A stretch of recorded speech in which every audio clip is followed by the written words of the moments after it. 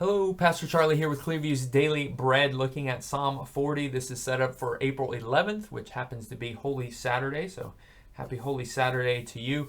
This psalm, I can't read it without hearing the famous U2 song, Psalm 40, which is based upon this psalm as far as especially verses 1 through 3, right? I waited patiently for the Lord. He turned to me, heard my cry, lifted me out of the slimy pit, out of the mud and mire. He set my feet on a rock.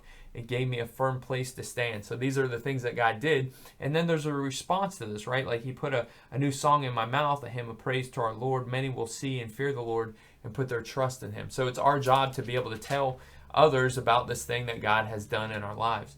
This is especially true when I looked at verse 9, going through verses 9 and 10. I proclaim your saving acts in the great assembly. I do not seal my lips, Lord, as you know. I do not hide your righteousness in my heart. I speak of your faithfulness and your saving help. I do not conceal your love and your faithfulness from the great assembly.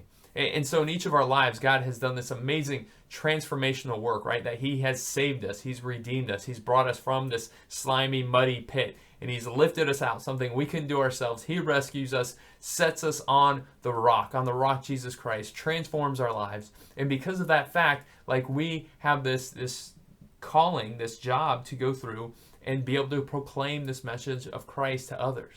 To say, hey, that salvation is out there. God did it for me. He can do it for you. It's going to be coming forth through a new song in my mouth. It's going to be me speaking of God's faithfulness, speaking of the way that he helped and transformed my life. So great stuff here, hanging out in Psalm 40 with Clearview's Daily Bread. Love to hear what stood out to you today.